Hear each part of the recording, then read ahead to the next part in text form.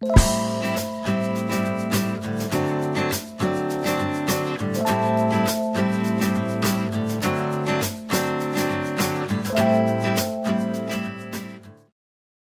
estás viendo últimamente? Pues mira, últimamente me ha gustado, más que ver, porque al final uno siempre está viendo mil cosas. De hecho, ahora, por ejemplo, aprovecho mucho el final de año para ver cosas... Al día.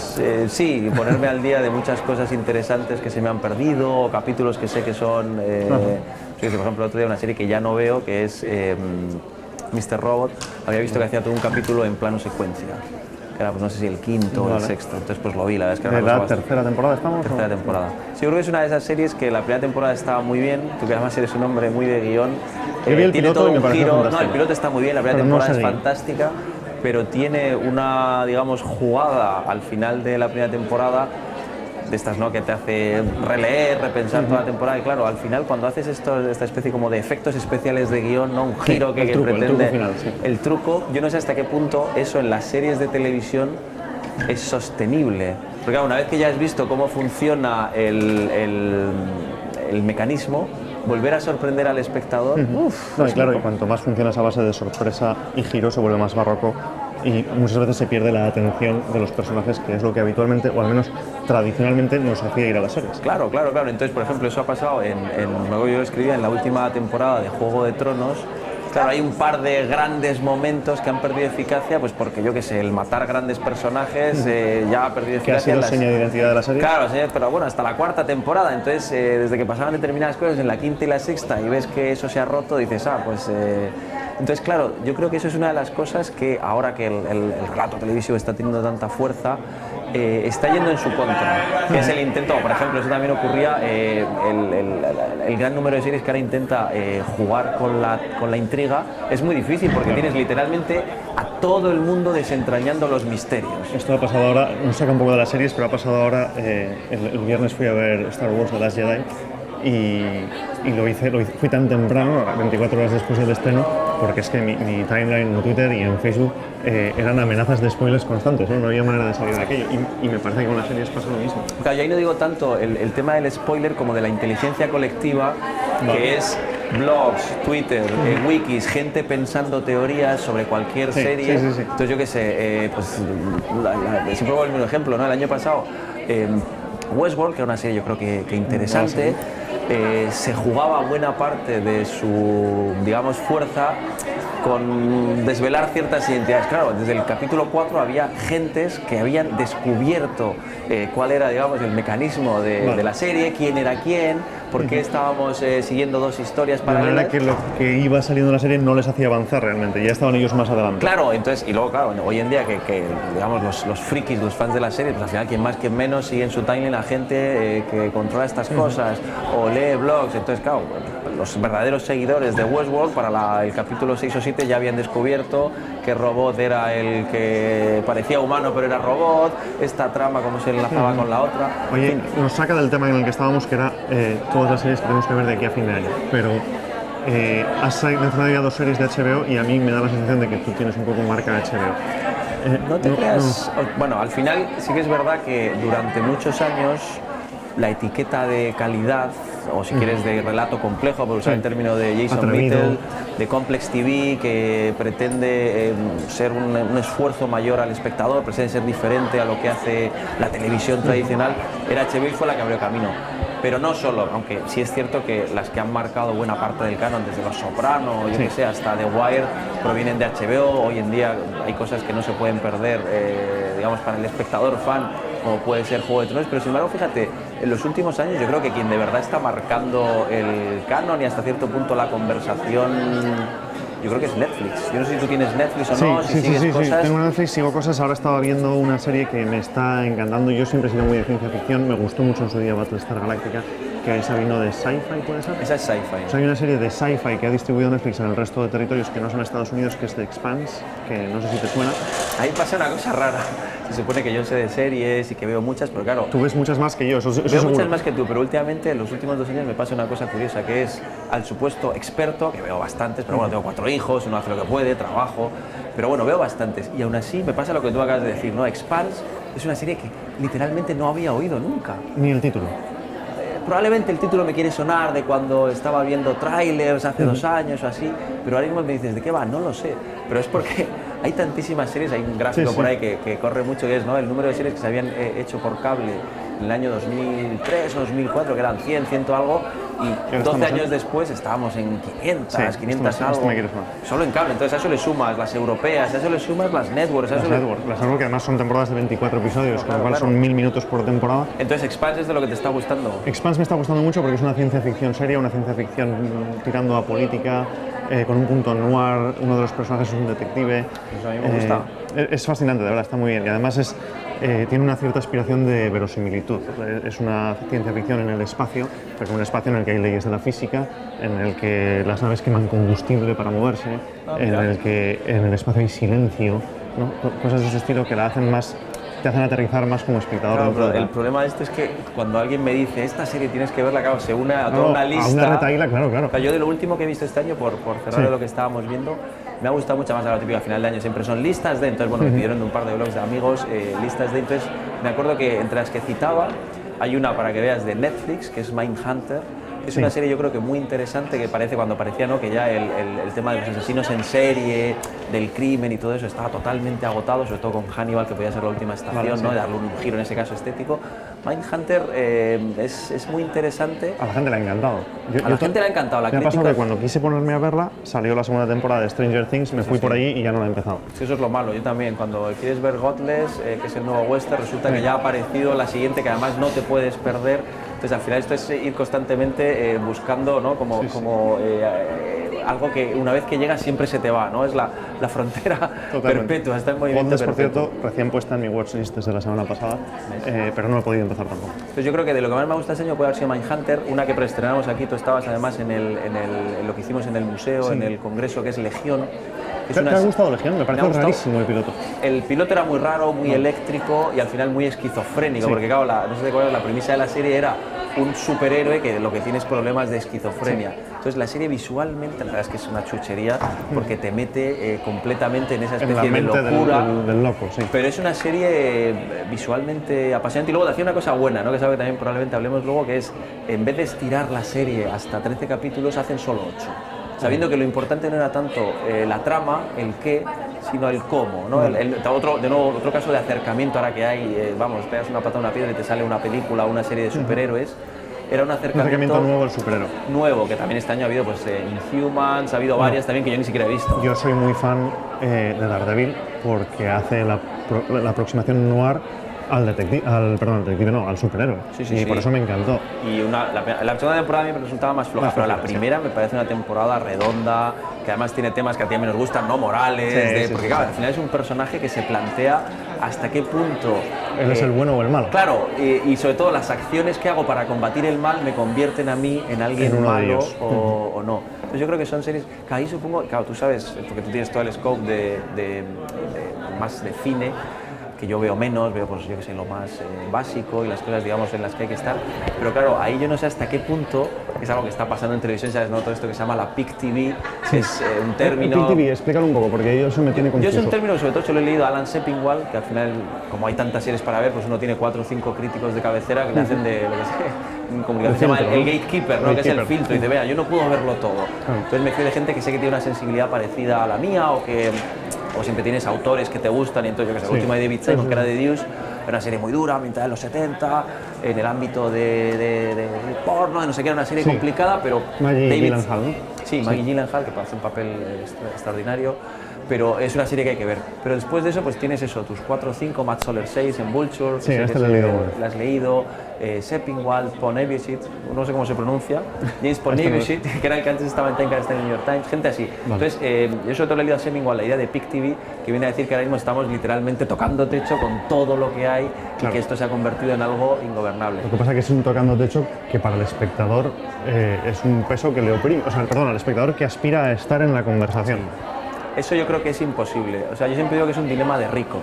Bueno, eso es la first world problem. Claro, es como, joder, ¿cuánto caviar tenemos que comer? ¿Qué rollo? Sí. Todos los días comiendo caviar aquí. Oye, ¿cuántas series tenemos para elegir? Qué complicado, efectivamente complicado si quieres aspirar a verlo todo, pero yo es algo que ya hace tiempo que dejé, y los niños ayudan mucho a relativizar, pero es que es imposible Claro, antes, por ejemplo, el canon sí que era más o menos asequible, porque uno dice, bueno, me quito los procedimentales, comedias solo las que sean un poco diferentes, o sea, no estoy diciendo que fuera fácil, pero era asequible pues, seguir de forma ordenada, sistemática, pues yo qué sé, 30, 40 series, pero es que ahora el canon se ha roto y una cosa muy interesante o muy dañina para, en este caso, la crítica, que es lo que hace Amazon, Hulu y demás, que es que se ha fragmentado el visionado. Antes por lo menos sabías que había un orden y que tenías que llegar en febrero habiendo visto estos capítulos. Sí, efectivamente. Ahora, claro, te sacan Godless y tú cuando quieres verla, claro, cuando quieres ver Godless, Mindhunter o la nueva que saque Hulu, ya resulta que hay gente que la... Y además, como sabes que todos tus pares van a ver esas series en binge watching, ¿no? En un fin de semana van a liquidar los 8 episodios, tienes la presión de que o me pongo yo al día tan rápido como ellos o me quedo atrás en la conversación. Claro. Entonces, para los que escribimos desde aunque lo mío sea un hobby, es efectivamente opresivo, pero en el fondo, si te pones en el espectador normal, es una oferta muchísimo mayor, a un precio muy razonable. Claro, todo eso además hay que sumar lo que está haciendo ahora Movistar, que está haciendo cosas. El otro día, por ejemplo, en el MGA, estrenabais La Peste, que no sé qué te pareció el piloto. Es una serie oscura, pero tiene un trabajo de ambientación que, vamos, yo no recuerdo haber visto, al menos no con frecuencia, en ficción española y menos aún en ficción televisiva española. Una Sevilla del siglo XVI recreada con una viveza, como decía uno de los guionistas, Fran Araujo, al terminar el coloquio que tuvimos después de la proyección, que sales de ver cada episodio y sientes ganas de ducharte, ¿no? Porque es ese ambiente sucio de los arrabales, de lo que era entonces una gran capital europea, ¿no? O quizás una de las grandes capitales del mundo. Pero claro, yo no soy un experto ni mucho menos en series españolas, veo pues eso, El Ministerio del Tiempo, Mi Crematorio, intento estar al día también de mi época en el MGA, pero no las sigo muchísimo. Voy muy atrás. Pero me parece que, a pesar de que ha habido siempre cosas creo que muy interesantes, no el tópico, no, creo que ha habido cosas muy interesantes, pero creo que justo ahora estamos en un momento, precisamente por la dinámica de producción, donde Netflix está apostando por cosas propias, HBO está haciendo Patria, la está llevando a la pequeña pantalla. Netflix, las chicas del cable evidentemente, pero también sale ahora Élite.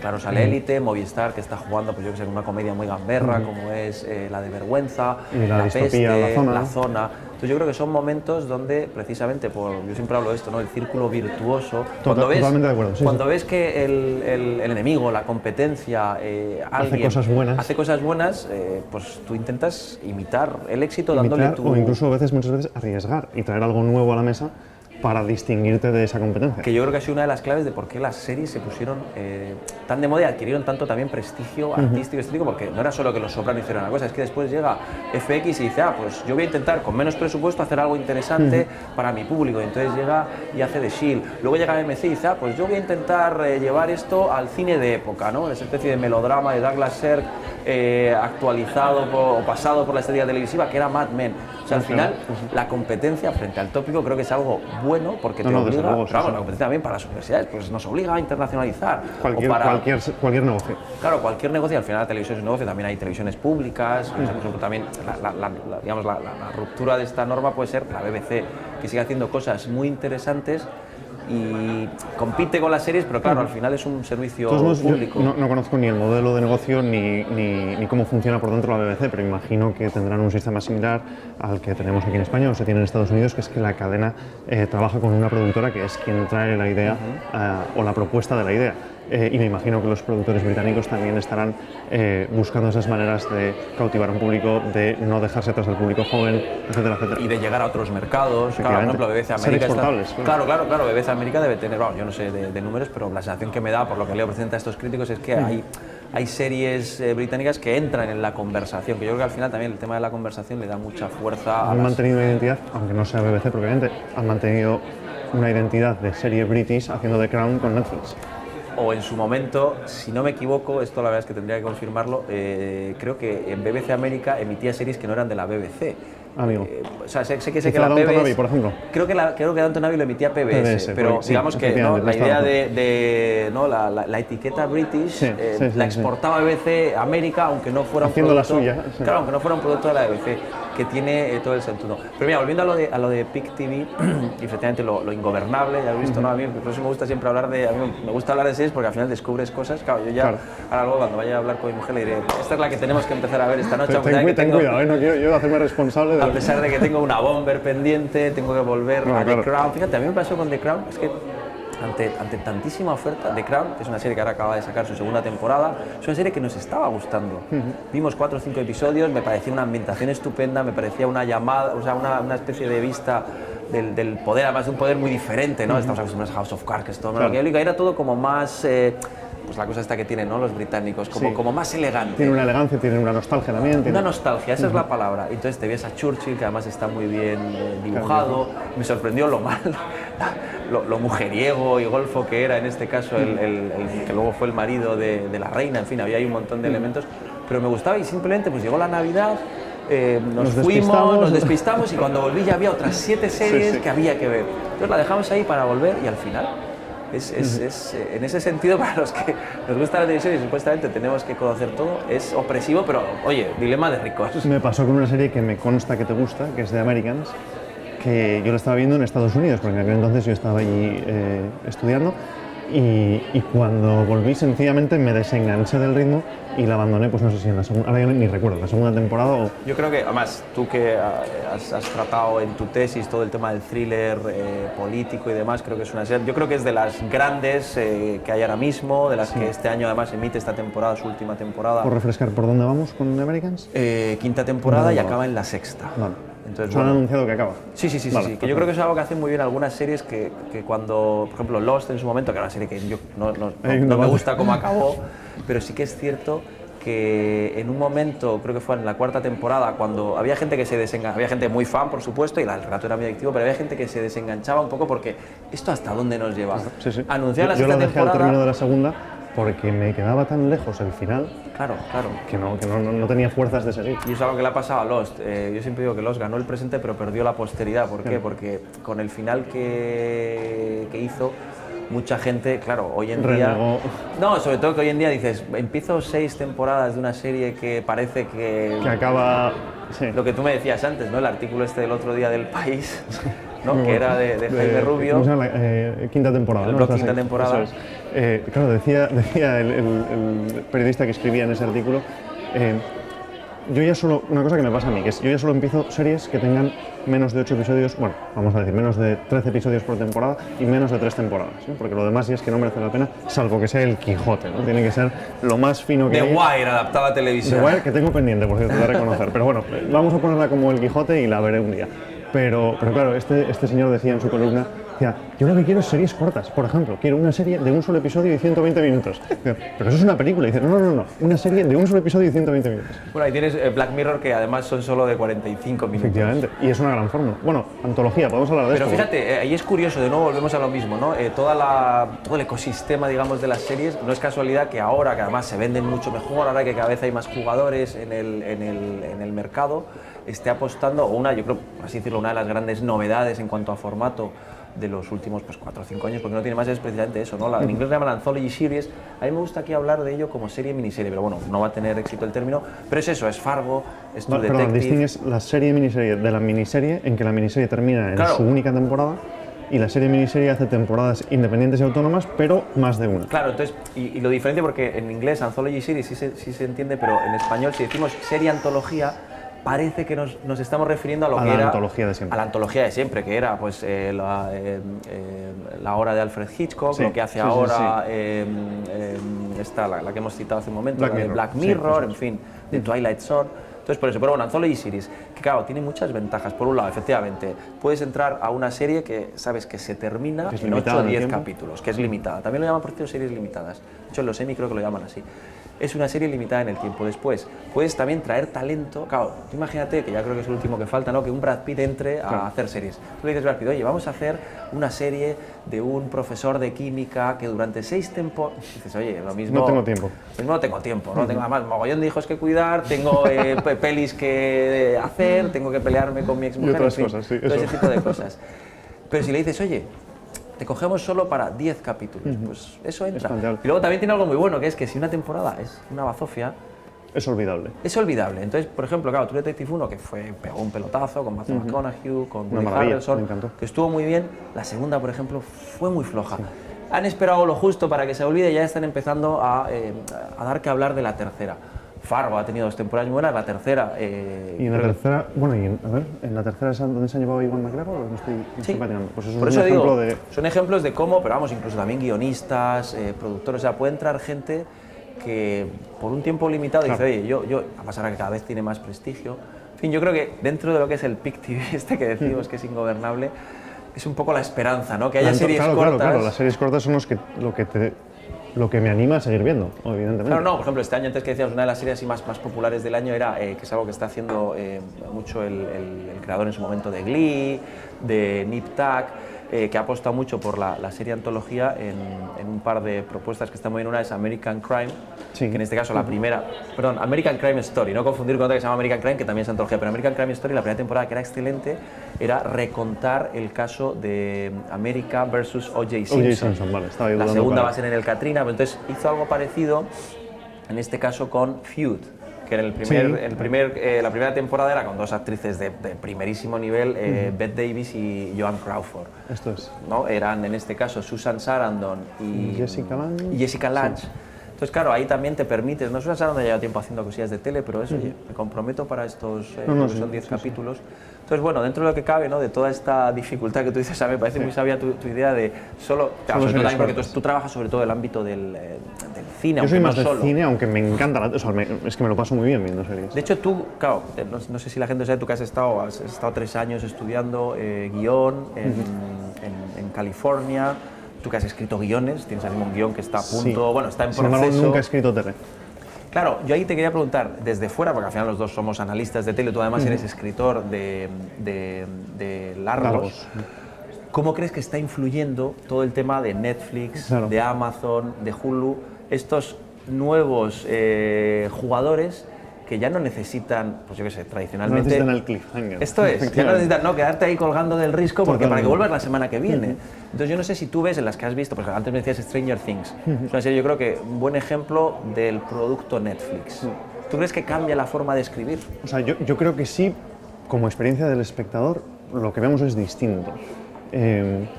Cómo se permiten poner en suspenso algunas tramas y retomarlas un episodio y medio después, o cómo se permiten no dar un cliffhanger demasiado poderoso al final del episodio. Y sin embargo, me parece que la pregunta que tenemos todos los guionistas es, bueno, ¿cómo se escribe una serie que funciona así? Porque realmente intuimos los cambios, pero nadie es capaz de sistematizar la nueva serie de televisión tiene esta forma. De hecho, coincidirás conmigo en que realmente todavía no hay mucha diferencia. Digo, quiero decir que una serie de HBO y una serie de Netflix, también hay series y series, por supuesto, pero que uno no dice, no, el modelo Netflix es narrativamente diferente al... Yo creo que sobre todo porque no hay un modelo Netflix en el sentido de que Netflix, entre sus propias series, tiene grandísimas diferencias. Eso es verdad. Y Stranger Things, a alguien se lo oía decir, creo que era Darío Madrona, un guionista que trabaja aquí en España, que es el que ha vendido a Netflix Elite precisamente, y decía, tú coges Stranger Things y la pones toda junta y le pegas 7 cuchilladas, ¿no? en medio, y da igual donde caigan un poquito, ¿no? Supongo que es una exageración eso que decía, ¿no? Pero hasta cierto punto tiene razón, porque no hay una estructura propia de episodio. Antes estábamos acostumbrados a que todas las series tenían que tener su trama autoconclusiva y su trama de temporada, ¿no? Entonces cada episodio sabíamos que nos iba a dar una experiencia concreta dentro de la franquicia de esa serie, ya fuera un procedimental de investigación o de médicos, o ya fuera una combinación, ¿no? de trama continua versus autoconclusiva. Y esa expectativa de una experiencia concreta de un episodio ya no existe. Bueno, exagerando un poco. Yo ahí, fíjate, no termino de estar tan... ¿Tú esperas algo concreto de un episodio de Stranger Things? Sí, pongo un ejemplo. Precisamente en Mindhunter me llamó la atención que de repente, no sé si era el 6º o 7º episodio, era un episodio que duraba solo 36 minutos o 37. Me llamó la atención. Si se supone que el corte da igual donde quepa, ¿por qué? O sea, esto es un ejemplo un poco, si quieres, exagerado, ¿no? Pero ¿por qué cuando suelen durar más o menos esto? Yo creo que es porque los propios guionistas dicen, oye, aquí tengo que terminar. Y luego, aunque no haya la sensación de cliffhanger, sí que todavía la noción narrativa de episodio creo que se mantiene. Si tú ves Stranger Things, al final de cada episodio se ha cerrado parte de una... Por lo menos se han dado algunas respuestas y se han planteado otras preguntas. Que son las que cuando acaba... O sea, vale, no hay cliffhanger, simplemente... Además, lo que tienes es que no necesitas ni sacar las manos del sofá para que vaya al siguiente episodio. Pero la idea es que, efectivamente... No, y ojo, y a veces usan el cliffhanger. Sí, sí. O sea, que no lo necesitan, porque efectivamente sin Tienen moverte el del público sofá puedes cautivo. esperar 5 segundos y ya empieza el siguiente episodio y además puedes omitir la introducción. Yo estoy en contra de esto, estoy en contra de omitir la introducción. ¿Por qué? La introducción es necesaria listas. para entrar en la atmósfera del episodio. Ya, eso sí es verdad. Bueno, pero eso soy yo, que me gustan los títulos de crédito y por afición, vamos, me parecen una experiencia estética bonita. Luego te digo una cosa al respecto. Justo ahora una de las cosas que estoy escribiendo, hace poco estuve en un congreso en Gandía y entonces hablaba de, en este caso, en inglés es mood, podemos traducirlo por estado de ánimo. Entonces, lo que quiero escribir ahora es precisamente cómo los títulos de crédito son unos grandes productores de estado de ánimo. Totalmente, Claro, y que se lo digan a True Detective. Claro, True Detective, pero Dexter. O sea, Dexter nunca la he visto. Pero bueno, aunque no lo hayas visto, si sabes de qué va y ves los títulos de crédito, dices, joder, aquí hay toda esa idea de hacer muy físico elementos, sí, la visceralidad, en fin. Entonces, me he dado cuenta de que uno de los grandes elementos, digamos, puentes de entrada para nuestra emocionalidad tiene que ver con los títulos de crédito. Por supuesto, la primera secuencia, que creo que también es clave para marcar el tono, pero los títulos de crédito, yo hoy hablaba de Rectify, que es una serie, no sé si la has visto, pero Tampoco. en este caso muy tonal, porque es una serie muy lenta, muy indie, que intenta plantear un tipo de forma de contar diferente. Entonces ya los títulos de crédito te marca una especie de cosa extraña, con un punto nostálgico, y la otra era Le Revenant, una francesa, de repente en un pueblo de los Alpes donde reaparecen gente que había muerta. Entonces ya solo la música, la fisicidad, por así decirlo, de las imágenes, que son casi masticables, muy bonitas, que te intentan casi llevar a ese punto de dolor por la pérdida, por la belleza perdida. Entonces me he dado cuenta de que hay muchas, has citado el caso de True Detective, hay muchas series que, como es lógico, y más ahora que cada vez se cuida más esto, los títulos de crédito no son simplemente, oye, te presento quiénes son, sino que es ya la primera entrada casi emocional, diría yo, a las series. Cuando tengas eso escrito me lo pasas porque me encantará leerte. Todavía me queda. Porque me gustan los títulos de crédito. A mí me parece, sí me ha parecido que son parte de bueno, la experiencia. Te he cortado antes con lo del episodio, pero fíjate, por poner otro ejemplo, ¿no? Que estoy diciendo que está cambiando, pero creo que todavía no hemos llegado al punto de es muy diferente lo que se puede hacer en una serie de Netflix de lo que se puede hacer en una serie semanal. Creo que todavía no. Perdón, Sí. por aclarar lo que yo quería decir es, yo creo que es diferente, lo que no sé es cómo es o hasta qué punto es diferente, ¿vale? O sea, yo creo que ahí queda una nube todavía que aclarar. Entonces, en esa nube yo te pongo pegas y una de ellas es, por ejemplo, si has visto la segunda temporada de Stranger Things, el episodio 7 u 8, que creo que era el más flojo, ¿no? La especie de retropunk ese que se marcan, es un episodio, es una historia prácticamente ajena, creo que además no aparecen para nada el resto de personajes. Y rompe la expectativa de lo que uno esperaría que sería un episodio de... Claro. Entonces, ese tipo de cosas creo que sí que hacen... O sea, yo siempre digo, lo ideal que sería para, digamos, terminar de romper con... Que tampoco sé por qué hay que romper, porque funciona muy bien. Una película de 8 horas, que tú decides cuándo la dejas. Sí. Yo les llamo novelas a estas series. Sí. Porque, bueno, llevan menos tiempo que una novela, dependiendo del grosor de la novela, pero efectivamente son una historia unitaria que tú experimentas en momentos en los que tienes la disponibilidad de acceder a ella. Claro, como un libro y volvías. Yo, de hecho, muchos capítulos, yo creo que te pasa como a mí, yo ya casi no veo televisión en directo. En directo. Ni hablar. Claro, yo tengo Movistar, me dejo grabado en Netflix, en HBO, que ahí directamente ya sí que voy cuando quiero. Entonces, yo hay muchas veces, pues lo que sea, pues me quedo dormido a medio capítulo con mi mujer, entonces pues ya lo recuperamos al día siguiente. Y no tengo la sensación de haber perdido una experiencia plena, que sea la del episodio. ¿Por qué? Porque ahora cada vez más, efectivamente, la noción es más novelística, más de temporada. Yo, por ejemplo, muchas veces en el blog siempre digo que la noción para medir una serie tiene que ser como mínimo la temporada. Tú, por ejemplo, que has visto Homeland, no sé si te acordarás, pero hubo gran, digamos, fervor. La vi con un poco de retraso, entonces a lo mejor no estuve... Claro, pues en el visionado colectivo había gran fervor por un capítulo de la segunda temporada, que todos los críticos se pusieron súper en contra, cuando antes había habido uno que se había puesto todos súper a favor. ¿Por qué? Porque, claro, no habían dejado respirar la historia, porque, claro, a lo mejor se están sembrando semillas. Ahí hay una cosa por lo menos interesante que es en la crítica, Seppingwall, todos estos que te digo, ¿no? el de Vox, Tom Vanderberg y demás, que es sobre si conviene hacer crítica de episodio o no. Entonces hay una vez el creador de Wire les zurraba, decía, ¿quién hace crítica de un capítulo de una novela? Claro. Bueno, y no le falta un punto de razón, lo que pasa es que el crítico muchas veces, o sea, el ciclo informativo, por así llamarlo, del crítico de televisión ha sido durante décadas la semana. Claro. El lunes se emite la serie A, el martes la serie B y al crítico le toca ir informando a su audiencia o al menos guiando a su audiencia dentro de todo eso. entiendo que el crítico todavía hoy mantenga ese ritmo, al menos mental, ¿no? Pero efectivamente, para mí no tiene sentido juzgar la serie por un episodio, excepto con la excepción del piloto. Ahí está. A mí me parece que el piloto merece la pena. O episodios especiales, que también los hay. Especiales, efectivamente. O cuando de repente un episodio se sale, digamos, de la norma, pues a mí me parece, o sea, que es muy marcado. El 7 de Stranger Things 2. El 7 de Stranger Things, ¿que a ti te gustó? A mí no me gustó. A mí no me gustó. Me pareció que rompía lo que es la franquicia de la serie. Pero claro, para mí la franquicia de la serie son elementos de personaje, son elementos de tema y son elementos de contexto, de setting, podemos decir, ¿no? Los 80. Son los 80. O sea, para mí Stranger Things es niños en bicicleta con walkie-talkies en los 80 en un entorno rural del interior de Estados Unidos, ¿no? Al menos esos son los elementos contextuales de la franquicia, porque evidentemente en la franquicia hay que incluir el elemento de ciencia ficción barra terror, ¿no? O sea, el monstruo y su origen desconocido y el aliado con poderes especiales, ¿no? Eso sin duda es parte de la franquicia. Pero en el momento en que un episodio de Stranger Things abandona Hawkins y se marcha a Chicago, ¿qué ciudad era?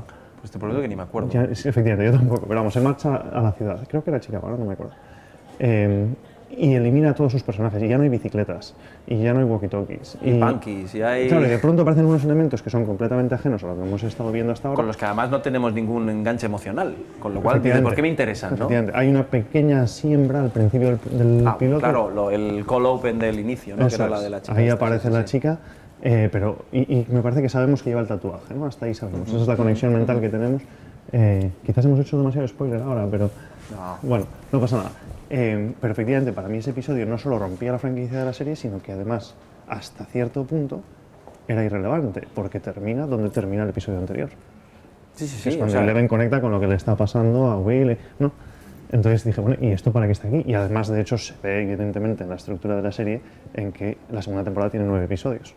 O sea, que sobra literalmente. Sí, a mí creo que no me gusta. O sea, en general la segunda temporada me pareció más floja porque también pierde todo el punto. Había una cosa que a mí me gustaba mucho en la primera, que era esa especie de descubrir casi el eterno femenino, ¿no? Que es el elemento que viene a romper esa amistad, y al final es esa fascinación de los primeros amores o de un elemento extraño. Claro, eso se ha perdido porque ya en esta segunda, pues todo ese proceso ya ha ocurrido.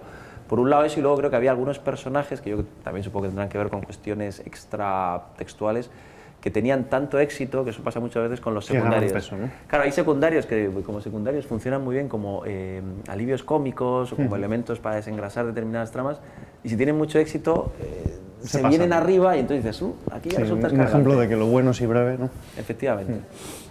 Yo ahí en cuanto a bueno, series que digamos vemos de forma más novelística, y esto lo digo porque tú eres un experto precisamente en el thriller político, siempre ha habido muchas series, en este caso estoy pensando en cosas como Battlestar Galactica, en cosas como Homeland, en cosas como The Americans, por ejemplo, en las que una de las fortalezas, creo yo, precisamente de la narrativa expandida, ¿no? De una trama de fondo que va teniendo mucha fuerza, que va adquiriendo mucha fuerza, es ese punto de comentario social, que ahí es donde tu tesis, que yo precisamente estuve en la... tesis, bueno, era sobre cine. Efectivamente, sí.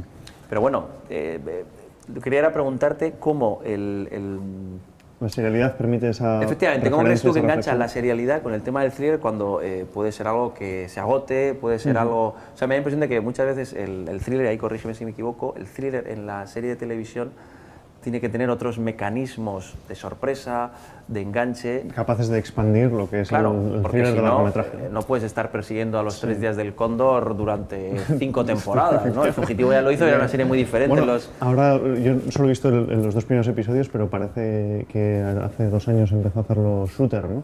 Que llevaron... Shooter era un thriller político de conspiración, quizás un poco exagerado, un poco delirante. Pero bueno, dentro del género del thriller político, un buen ejemplo en largometrajes, año 2007 con Mark Wahlberg y en 2014 o 15, no me acuerdo, una con Ryan Phillippe, ¿no? Y bueno, tengo curiosidad de ver en qué se traduce eso. De todos modos, no sé si es los 70, tú me corriges, sabes más de historia de la tele. El Fugitivo era una serie, ¿no? Sí. Al final era una serie que cada capítulo lo que hacía era escaparse. Okay. no era tanto. Sí, bueno, ahora por lo tenemos visto más sofisticación. Sí, ahora hay mucha más sofisticación. No, yo ahí estaba pensando eso, en un Battlestar Galactica, en un Homeland, en Person of Interest, que no sé si... Yo por ejemplo, no conseguí ponerme al día con ella, pues porque en su momento no entré, porque me parecía demasiado autoconclusiva, no terminaba de ver la gracia. Los primeros episodios son demasiado procedimentales. Eso es, que no tengo nada en contra del procedimental, pero claro, lo que decimos, ¿no? Uno también pues tiene que elegir, entonces elige cosas que le aporten algo diferente. Entonces sí que intenté, hay un crítico que se llama Matt Fowler que dio una serie de, digamos, mojones que había que pisar si uno quería llegar a la quinta temporada sabiendo qué pasaba, o sea, sobre todo con la trama de fondo. Sintetizó la... Esto es, quitaba todo el relleno. Entonces, pero bueno, al final no llegué a tiempo pues por lo que decíamos, porque probablemente estaba empezando a ver The Crown o lo que fuera. Entonces yo no sé, en el thriller, tú que también lo has trabajado para algunas cosas que has escrito, por ejemplo, para el libro de Palgrave escribíais también algo, has escrito mucho sobre Rubicon, sobre Homeland. No sé si crees que hay algún tipo de especificidades del thriller político televisivo, a diferencia del thriller en cine. Sí, o sea, a bote pronto no me sale fácil contestarte, porque lo que hace específico al thriller político, entre otras cosas, pero que a mí más me llama la atención, es lo pegado que va al terreno de la actualidad, del contexto, ¿no? En el año 2001, por coincidencia, en octubre, me parece, se estrena 24, y 24, evidentemente la primera temporada, tiene connotaciones distintas a lo que está sucediendo tras el 11S en Estados Unidos. Pero a partir de ahí, la segunda, tercera, cuarta, quinta temporada... reverbera todo. Claro, es una especie de seguimiento de la guerra contra el terror, ¿no? Como le pasa... Bueno, con matices. De hecho, muchas veces, ante la crítica de convertirse en una voz excesivamente ideológico-política, recurren a cambios de villanos, ¿no? Y se van a otras cosas, involucran a China para huir un poco de... La quinta, el malo, no digamos el spoiler, pero es un malo interno, ¿no? Que es otro también de los elementos muy propios del thriller político. Del thriller político, sin ninguna duda. Pero Homeland, yo cuando vi el principio de la quinta temporada me quedé asustado cuando Quinn hacía un discurso sobre cuál es la política que hay que aplicar en Siria. Y dije, pero si ayer esto lo vi en las noticias, ¿cómo me puedes estar contando ahora? Es una lectura muy pegada, ¿no? Absolutamente adherida a lo que está sucediendo. Pero ahí, fíjate... Y por eso, ojo, exigen mucha responsabilidad por parte de los creadores y por eso muchas veces es muy criticado, ¿no? Por contribuir esa voz que a veces puede considerarse más que una voz autorial, se puede considerar una voz propagandística, ¿no? Claro, pero ahí fíjate, es algo que alguna otra vez tuvimos hablado, parece que gana puntos el crítico o el analista o el profesor que analiza una serie y siempre la une al post-11S. Tú que has estudiado mucho eso, hasta qué es como ahora, ¿no? Pasa con la era Trump. Sí. Hay series que ahora todo es Trump. Claro, todo es un reflejo de la era Trump. Entonces, si hubiera ganado Hillary, todas estas series que ya estaban en producción se hubieran quitado. Entonces, yo no sé hasta qué punto, claro, tú que has trabajado mucho, toda la idea de la conspiración, los 70, claro, en parte, una idea de tu tesis era como muchos del thriller político de los 70 pues reflejaba esa especie de ansiedad colectiva, el post-Watergate... Incluso miedo a las propias instituciones, ¿no? Claro. Entonces yo no sé hasta qué punto no hay un exceso de análisis una deformación crítico. Interpretativa. Sí, lo que tú el ejemplo que me has puesto es fantástico. Yo, mientras hablabas, intentaba recordar la primera temporada de 24, que efectivamente se produjo y se empaquetó, yo creo, prácticamente antes de que ocurriera el 11S, y ya es una serie que trata muchos temas. Sí. A uno le hace levantar una ceja cuando lo está viendo y decir, oiga, ¿esto de dónde sale? ¿no? Claro. Entonces yo no sé hasta qué punto parece que da un plus de, no sé si es de bueno, nivel lo crítico. highbrow, ¿no? Sí, el highbrow, ¿no? Cuando algo es post-11S, ahora cuando algo es la mejor lectura de la esto de Trump, no sé hasta qué punto es una exageración. Y ahí, claro, supongo que tú ubicas más el thriller político. Yo creo que depende muchas veces de... Bueno, muchas no, siempre depende del producto en sí y además siempre hay que tener en cuenta la voz de los creadores a la hora... O sea, hay que ir y preguntarles, ¿no? Porque lo que los aficionados y lo que los críticos y profesores podamos decir sobre lo que es una serie no se puede decir sin al menos dejar espacio para que el creador de la serie diga lo que quería hacer. Voy a levantar la ceja del highbrow porque voy a poner solo un ejemplo, o sea, no estoy ahí, Roland Barthes, o Barthes, como decíamos en mi época, era un tipo que hablaba de que el autor ha muerto. ¿Por qué? Porque decía que un texto tenía que valerse por sí mismo y que las interpretaciones que hiciera el autor sobre su propio texto, entonces no sé si ponía el ejemplo, a mí en la universidad me contaban, pues probablemente Cervantes no era consciente de la gran obra que había hecho con el Quijote. ¿Por qué digo esto? En este caso yo escribí, que creo que es una serie de las importantes del año, aunque a mí no me haya gustado, que era The Handmaid's Tale. Entonces, ahora que hablabas del autor... También te quería sacar ese tema. Claro, ahora que hablabas del autor, en este caso no era el autor de la serie, pero sí la autora de la novela, Margaret Atwood, en el New York Times decía, estoy parafraseando, pero vamos, decía algo así como ya estaba todo en marcha, ya estaban en producción y de repente ganó Trump y entonces la ficción se convirtió en un documental. Entonces, claro, por eso cuando hablas de que el autor hay que tenerlo en cuenta, joder, sí, pero a mí en este caso Margaret Atwood me parece que se pasó un poco, sí, ¿no? Sí, porque... no, sin duda. Yo a lo que voy es que muchas veces cuando una ficción está muy adherida a la actualidad, y no es el caso de Handmaid's Tale, porque The Handmaid's Tale es una distopía. Otra cosa es que todas las distopías sean una parábola para hablar de la historia, ¿no? Pero cuando Homeland te habla de Siria, ay, es que es muy evidente. Son dos textos distintos, son dos tipos distintos. Entonces, cuando el guionista es el guionista de una obra reciente, que además trata con la actualidad de forma directa, y ese guionista está vivo, porque no es una película de hace 20, 50 años, sino que es de ayer, me parece que a ese señor hay que preguntarle y decirle, oiga, ¿usted qué está intentando hacer? ¿No? Y además hoy en día, que en televisión particularmente los guionistas han ido cobrando un prestigio mayor que el que tradicionalmente han tenido en la industria audiovisual, esto es una cosa que sucede y se les pregunta y me parece que su contribución no digo que sea una interpretación absoluta y única, pero me parece que hay que considerarlo. Bueno, sí, que tenerlo en cuenta, eso sin duda. Fíjate, ahí sí que la verdad es que no sé qué iba a decir con respecto a... No sé, iba a decirte algo con respecto a los creadores. Ah, sí, que una serie que siempre estaba muy pegada a la actualidad era The Good Wife. Vale. Cuyos creadores parecía que escribían mirando ¿no? con la CNN de fondo, claro, sí. porque es que cada capítulo podía hacer referencia, no todos, pero muchos sí que a cosas que uno veía que habían pasado pues 5 o 6 semanas antes. No, ahí te decía que precisamente hablando de The Handmaid's Tale, hace poco, justo el fin de semana pasado, vi una película que es una de las películas del año que se llama Get Out. En español, una controversia. Déjame salir, o cómo es en español. No, es que no lo sé. Sí, pues es un personaje negro que es su novia, le invita a la familia. Es un ejemplo muy bueno de cómo hacer una lectura muy ideológica, pues es una película muy ideológica, pero sin meterte el sermón en la cara. No, claro. No sé si la has visto. No la he visto, pero es un ejercicio legítimo. Pero muy inteligente, entonces no es que sea lo que a mí no me gusta de Handmaid's Tale o que no me gustaba en su momento el primer short. Sí, que a veces la parábola se vuelve... dicen, entre guionistas se dice mucho on the nose, ¿no? En tu cara. Sí, es como, mira, tienes que pensar esto. Entonces, claro, ahí yo creo que el thriller político, y estoy pensando en Holland, claro, yo ahí lo veo como mero espectador, por eso te preguntaba, ¿no? Lo del agotamiento, ¿no? A mí, por ejemplo, toda la jugada de lo que era lo que tú llamas, ¿no? La premisa Manchurian, ¿no? Por la película, se agota en la tercera temporada, más que nada en las dos primeras. Claro, luego entonces lo que tú dices... Se convierte más en 24, Homeland, hasta cierto punto. Claro. Son agentes antiterroristas haciendo su trabajo. Pero hasta la tercera, cuando pasa lo de Brody y demás, que tampoco vamos a especificarlo del todo, sí que es una serie que se nota que había estirado mucho una premisa que ya no daba más de sí. Yo creo que son dos series distintas, Homeland, dentro de la misma franquicia, ¿no? La primera son las dos primeras temporadas, que tratan esa premisa del prisionero de guerra que regresa como héroe a los Estados Unidos y cae sobre él la sospecha de si es un agente enemigo o no, que eso se hizo en el año 62 con The Manchurian Candidate, titulada en castellano, me parece con cierto acierto, El mensajero del miedo, que luego se rehizo en 2004 también como película con Denzel Washington. Y que ahora, aunque Homeland está basada en Hatufim, que es una serie israelí, me parece que no hay... La premisa es la misma y no hay ninguna duda, vamos.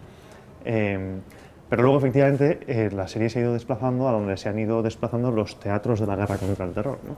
Y entonces la cuarta temporada, si no me equivoco, es la Embajada de Pakistán, la quinta temporada es Berlín, el corazón de Europa, y a la sexta no he llegado, no sé dónde estamos ahora mismo o si vamos a estar. Yo creo que se está estrenando ahora la sexta, ¿no? Ya la verdad es que Homeland la abandoné, no tengo el Así de las que, thriller político, ¿cuál es la que más te gusta? Probablemente Rubicon. Rubicon, sin ninguna duda. Una pena que no siguiera... que no siguiera después de la primera temporada. Otros títulos de crédito fantásticos, sensacionales, sí. Que además tienen muchos motivos visuales que se repiten en muchas películas del género. El thriller político casi siempre acaba recurriendo a la iconografía de el conspiracy board, ¿no? ¿Cómo podemos traducir eso? El mapa... Un gran corcho donde uno va poniendo... va mapeando, claro, por supuesto. Homeland, además con los colores... Efectivamente, en casa de Carrie, sí señor. Sí. Claro, a mí Rubicon, me acuerdo que esta es una serie, estamos hablando del 2010, AMC, en el momento en el que ya había tenido los grandes éxitos de Mad Men, de Breaking Bad, Y también era un momento diferente, porque en el 2010 todavía había series que podían tener mucho potencial, pero efectivamente, si no eran, no digo que ahora las series no rentables se hagan, pero ahora parece que hay más posibilidades para que Más un proyecto sí, salga adelante.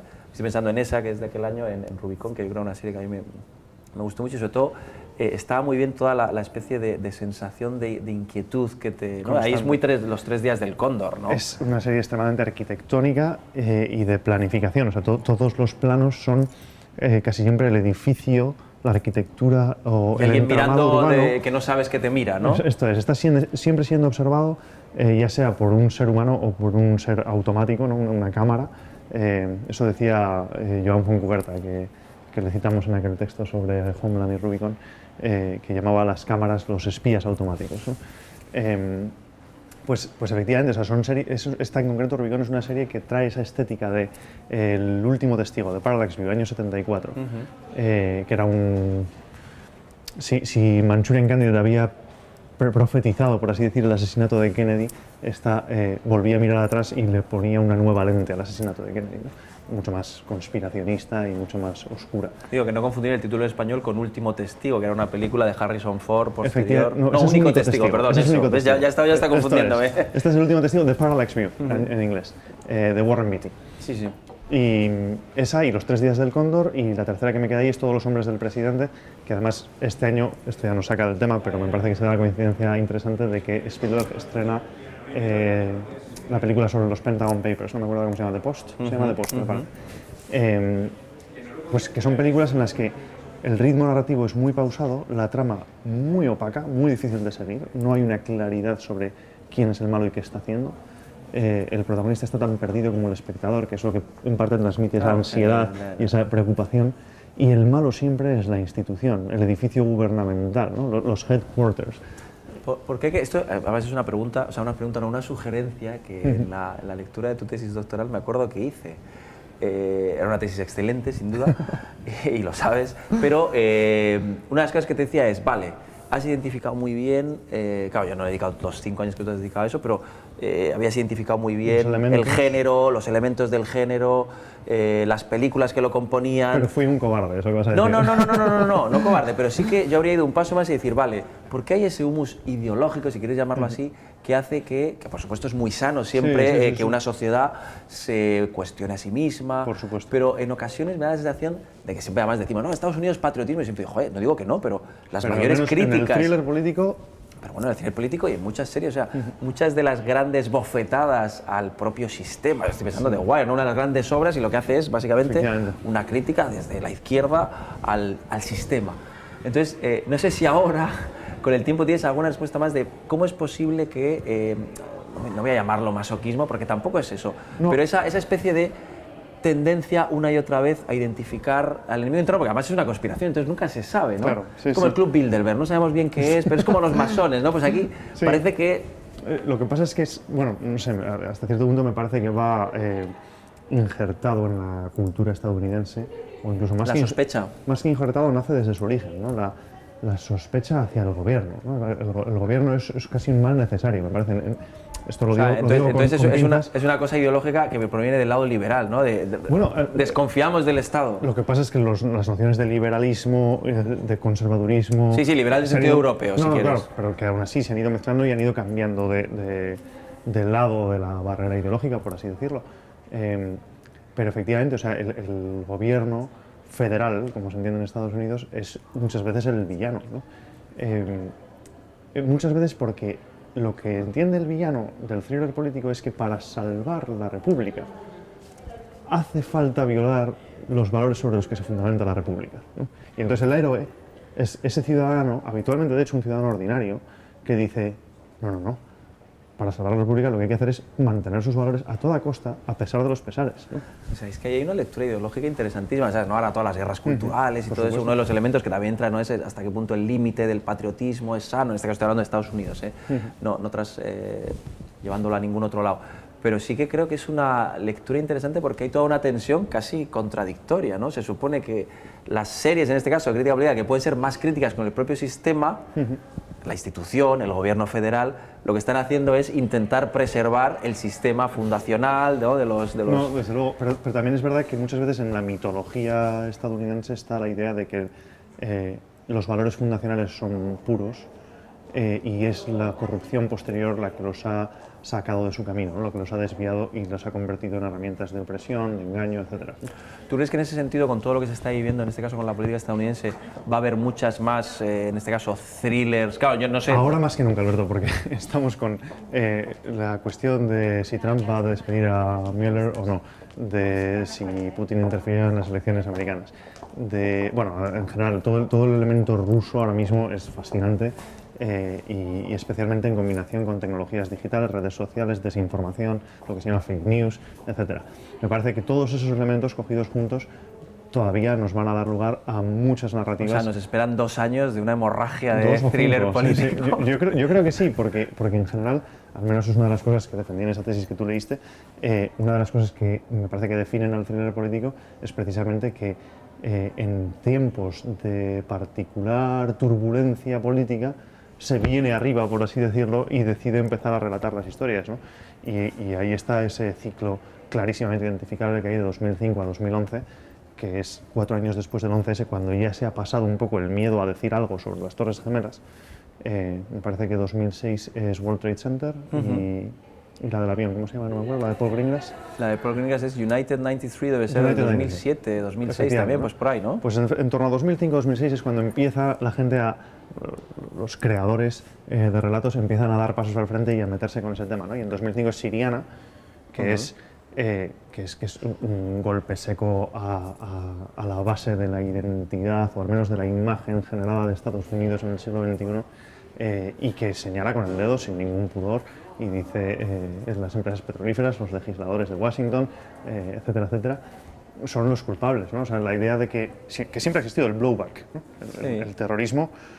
Las políticas antiterroristas generan terrorismo, ¿no? Ese ha sido siempre lo que hacen es que luego nos viene... Bueno, pues Siriana coge y dice, bueno, la culpa absoluta del terrorismo es el blowback, que es consecuencia de las políticas que aplican nuestros legisladores, nuestras políticas exteriores, etc. Sí, en ese caso es una lectura también sí muy ideológica. Ahí es curioso cómo incluso en series más que parece que no tienen nada que ver, bueno, no tiene nada que ver, el ejemplo que voy a poner sí tiene que ver porque no sé si te suena Rescue Me, una de estas series que hizo la de los bomberos, pues 11S, una serie digamos cargada más de melancolía y sí, más emocional, era una mezcla rara porque era melancolía pero al mismo tiempo muy golfa, ¿no? Muy canalla. Y entonces es curioso cómo en la 5ª temporada una de las subtramas es uno de los bomberos, que en la vida real lo interpreta un tipo que se creía estas cosas, estaba convencido de que el 11S había sido un inside job, ¿no? Un trabajo desde claro, dentro. Entonces es curioso como una serie de la propia FX, que se supone que es Emporio Fox y tal y cual, ponía en escena unas acusaciones durísimas. Por eso digo que al final incluso... Aunque no sea un thriller político, eso va a, pues, en The Good Wife, no recuerdo, pero estoy convencido que también habría elementos que entrarían ahí. O sea, eso es un elemento casi que está en el humus cultural de que nos movemos. Lo que pasa es que es natural. Yo creo que, a ver, en la superficie uno puede detectar mensajes políticos o casi te diría manipulaciones o intentos demasiado gruesos de hacer propaganda. Eso a los creadores de contenido nos ha pasado siempre, que de vez en cuando se nos va la mano y decimos lo que pensamos. No solo para expresarlo, sino para decirle al espectador que lo tiene que pensar también, ¿no? Que es donde la cosa se vuelve quizás menos honrada.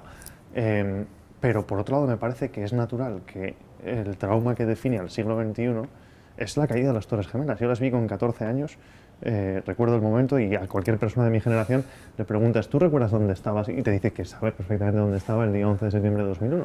Entonces me parece natural que la huella, o si quieres la sombra de aquel acontecimiento esté definiendo muchas de las ficciones que han venido después, ¿no?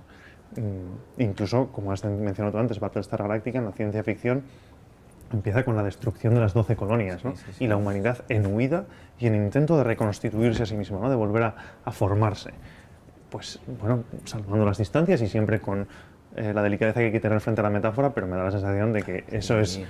Incluso, no sé si te acuerdas, en la 3ª temporada incluso llega un momento donde los Cylons con Baltar habían, digamos, controlado la ciudad, entonces había incluso elementos visuales que enganchaban con Abu Ghraib, o sea, había como mucha iconología que, digamos, era espejo de cuestiones pues, que estaban en los documentales, en las noticias, en tal.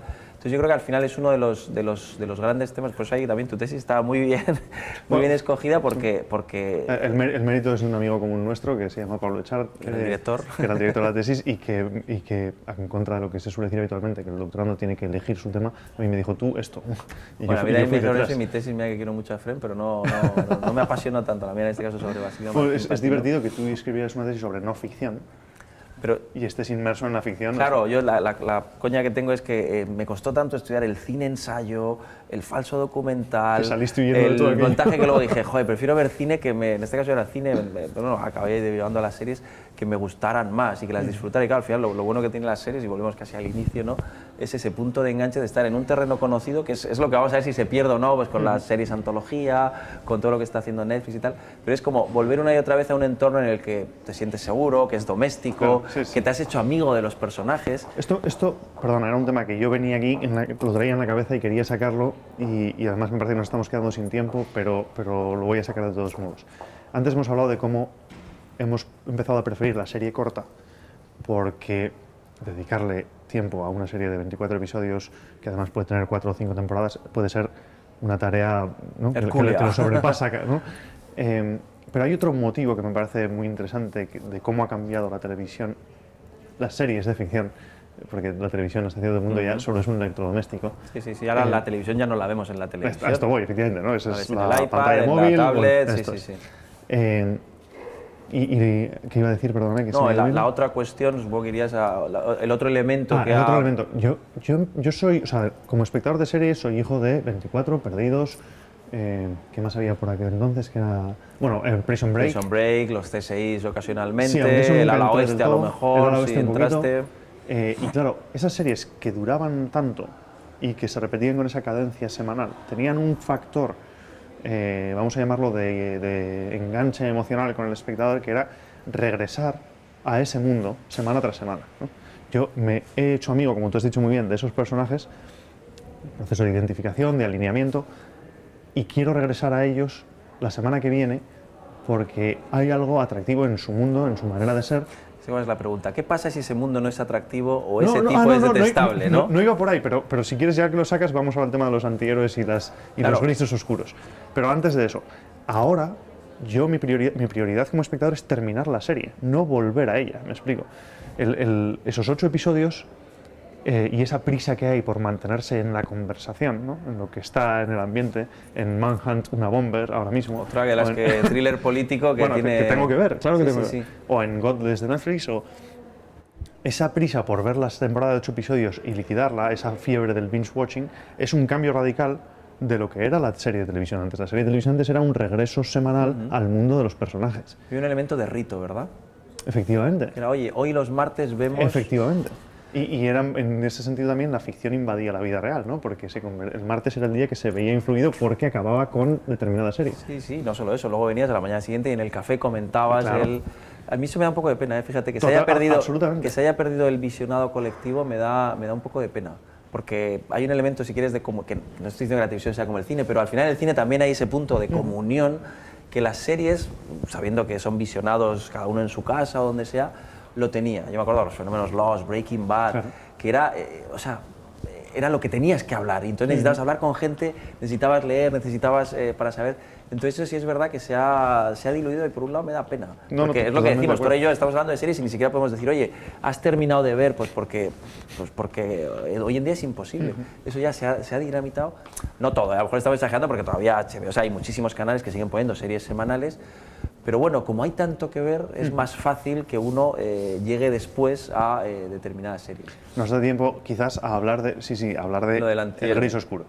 El gris oscuro cada vez más oscuro. Sí, antes me decías, cuando estábamos tomando un café, que habías desconectado de House of Cards. Absolutamente. Frank Underwood, perdón, por aclararlo, por si acaso hay una información de contexto que despista. Esto es mucho antes de las acusaciones contra Kevin Spacey, etc.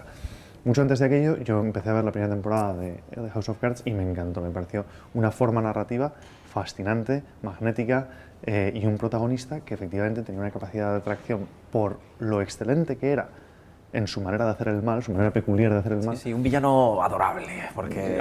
Más que adorable, admirable. Admirable, sí. Y sin embargo, en la segunda temporada, conforme ese mal deja de tener sentido, deja de tener una razón de ser y se convierte en el deseo de triunfar sin ningún matiz, ni condicionamiento, ni motivo, ahí dejé la serie. No he visto nada desde la segunda temporada. Yo también lo dejé la segunda temporada, no sé si exactamente por eso a mí me parecía todo un exceso de maquiavelismo, que no me parecía que el Bedel le decía buenos días, y entonces ¿qué querrá decir? Porque, y luego reconozco que hay un suceso en el metro en la segunda temporada que me parecía tan exagerado para un vicepresidente, sí, por supuesto, que aquello me sacó. Pero sí es verdad, también es verdad que estás citando una serie que es, digamos, ya el canto de cisne del el auge de los antihéroes, que son desde Tony Soprano, los año Walter 99. White. Claro, Tony Soprano empieza en el año 99, Walter White, el que hemos dicho antes, el protagonista de Rescue Me, hasta cierto punto, Don Draper. Es decir, había un montón de personajes, House, por ejemplo, con los que tú te identificabas, no solo porque fueran el centro del relato, con los que te alineabas si querías, por usar la terminología de Murray Smith, pero que al mismo tiempo también acababas sintiendo una identificación moral, incluso aunque hicieran cosas malas. Cosa que es misteriosa, pero... Es misteriosa, pero tiene su sentido. Yo siempre pongo el mismo ejemplo con Breaking Bad, que es una serie más o menos que todos conocemos. Fíjate cómo el punto de entrada con el personaje de Walter White es el de un perdedor, al que la vida le ha ido mal, al que parece que... Es una víctima, ¿no? Que es una víctima porque no solo tiene cáncer, sino que es un tipo tremendamente inteligente, que da clase en un instituto donde sus alumnos se ríen de él, necesita dos trabajos. Clave la escena del lavacoches, claro, cuando se pone a secar un Chevrolet Camaro nuevo, brillante. De los alumnos que le graban. Entonces, claro, todo eso, claro, al final es más complicado que esto, pero por resumir, nos identificamos mucho con la víctima, nos identificamos mucho con el que sufre, nos identificamos mucho, incluso sabiendo que puede tener fallas morales, que puede ser violento, con el tipo que muestra debilidades. Entonces, todos estos personajes que hemos ido diciendo, Tony Soprano, ¿por qué nos identificamos con él? Habrá quien le mole, pues yo que sé, los momentos violentos y tal cual, pero en el fondo eso no es sostenible, que es lo que pasa de Walking Dead. Nadie ve de Walking Dead porque, joder, las pústulas y no. Sí, obviamente. Entonces, Tony Soprano, yo creo que el elemento que nos interesa también con él desde el principio es que es un tipo que va al psiquiatra. Es un tipo que muestra debilidad, y que no llora sabe por cómo unos gobernar patos. su casa. No sabe cómo gobernar su casa. Entonces, claro, si te das cuenta en todos esos personajes, ¿qué le pasa a Don Draper? Don Draper es un tipo fascinante, que te cautiva, está esa parte de carisma, ¿de acuerdo? Tenemos Sin duda, lo tienes, sí. Es un tipo atractivo, que te llama, joder, como yo no fumo y a veces digo, quiero fumar, ¿no? Viendo esa para serie, quedar también como él. Claro, para quedar también como él. Pero luego te das cuenta de que cuando acaba el piloto, su vida es de papel. Vacía, gris, ceniza. Claro, y entonces dices, joder, Entonces, ¿qué es lo que ocurre? Yo creo que lo que le pasaba, yo solo vi 2 temporadas, al personaje de Frank Underwood era eso. Le faltaba ese punto, lo que tú has dicho, la segunda temporada es que no había ni un solo elemento humano. Claro. Humano en el sentido de... No, era solo monstruoso. Sí, un tipo que sufra. Claro, es ahí probablemente lo más interesante es los series, en este caso estoy pensando como Hannibal, que no sé si la has visto, pero... No, donde... no puedo con el canibalismo. Claro, es que es una serie muy complicada, pero bueno, Mindhunter hasta cierto punto, que hemos dicho que es ese paso más allá, tiene también elementos interesantes en cuanto a la empatía, porque en este caso es una serie muy metareferencial. Mindhunter es la historia de 2 investigadores que están poniendo en marcha una nueva, digamos, forma de aproximarse a los serial killers. Entonces es muy interesante porque la relación que ellos establecen con el mal absoluto, que son esos, pues básicamente tipos que han matado monstruos, hay ese punto de determinado momento de comprensión, claro, porque para combatir el mal ellos piensan que tienen que entenderlo. Entonces en el momento en que lo entiendes, claro, yo siempre digo lo mismo, hay madres cuyos hijos son unos malnacidos y los siguen queriendo. La semilla del diablo. Sí. No, el último plano de la semilla del diablo es clave, ¿no? Es que aunque, bueno, salvando por supuesto las distancias, pero cuando estableces por un lado una duración muy prolongada durante horas y horas, dices, joder, es que esta gente ya son casi amigos. Cuando estableces esos elementos que tienen que ver con alguien que ha sido víctima, que tú lo percibes como alguien con fallas, que lo percibes como alguien débil en algunos momentos. Y que un malo puede de vez en cuando hacer algo bueno. No, claro, House es un tipo brillantísimo. Claro. Tony Soprano, y luego muy importante, hay una especie de comparación moral. Tony Soprano puede ser malísimo, pero hay 4 que son peores. Como le pasa a Walter White con Gus Fring. Claro, claro, ¿qué es lo que pasa la última? O sea, ¿cuál es uno de los elementos que la última temporada de Breaking Bad tiene que hacer? Revictimizar a Walter White. Porque claro, si te acuerdas, él había acabado siendo, yo estoy en el negocio del imperio. Heisenberg. Claro, yo ya soy Heisenberg. Entonces, ¿qué necesita los últimos 8 capítulos? Trae de vuelta el cáncer, nos plantea unos villanos que son todavía peores que cualquiera, que son el grupo ¿no? de neonazis, vuelve a tener dudas, en fin, hay un montón de elementos que hacen que uno diga, hey, este era mi Walter. Pero claro, también la gracia de muchos casos de todas estas series es testar hasta qué punto, claro, yo creo que forma parte también incluso del deleite, si quieres, estético en sentido amplio, que es esa incomodidad, ¿no? Joder, House mola, pero si es que es un mal nacido. Poner a prueba la lealtad del espectador. Esto es, la lealtad, más el término es ese. Entonces, de todos modos, aquí falta un elemento, y esto te lo digo haciendo trampa porque te he leído mucho de lo muchísimo que has escrito tú sobre estas cosas, en particular, bueno, en general sobre series, y en particular sobre antihéroes y grisuras morales, ¿no? Pero me parece que hay otro elemento que es común a muchas de estas series, que es el fin justifica los medios, coma, o no. Que a mí, en parte, por eso me parece que hay relatos que pueden ser muy oscuros, pero al mismo tiempo muy morales. Efectivamente, eso es un punto muy bien puesto. Yo siempre, bueno, claro, no vamos a hablar muy de esto, pero yo siempre hablo de series que, pues, siempre pongo el mismo ejemplo, de S.H.I.E.L.D. o incluso si quieres hasta cierto punto Breaking Bad, sin dar detalles, creo que son relatos muy morales, no en el sentido de moralina y tal, pero sí que se plantean el tema de la culpa, el tema del daño que haces, que puede revertir ¿no? contra ti. Un montón de cuestiones que creo que a los que nos gustan las series, digamos, con cierto también ansia, si quieres, yo qué sé, social. Con sustancia. Sí, con sustancia. Eso las hace atractivas también. Porque te das cuenta, claro, no son series nihilistas, que es, bueno, este tipo hace el mal y da igual. No. Son series donde... Perdona, por eso abandoné House of Cards, por ese nihilismo. Y también, yo le llamaba maquiavelismo, que es, bueno, ¿esto a dónde va? Y en cambio Breaking Bad la llamo, en mi opinión personal y muy discutible, la mejor serie de su tiempo. Porque a mí me gusta muchísimo con The Wire, con The Shield, que es una serie poco tal. Y por ejemplo, ya estoy muy intrigado, más lo podemos dejar aquí, ¿no? Como continuará. Okay. ¿Qué es lo que va a pasar con The Americans? Porque The Americans, que es que digamos. Yo voy un poco tarde ahí, pero. Bueno, pero te va a dar tiempo de aquí a. Porque igual que yo voy a ver Expanse, tú vas a ponerte al día con The Americans. Me apunto los deberes. Digamos, todo lo que se ha ido sembrando, que al final es una serie que prácticamente cada capítulo es un dilema moral, porque no solo tiene, ¿no? las cuestiones ideológicas, sino también al final es una serie que dice qué es más importante, ¿no?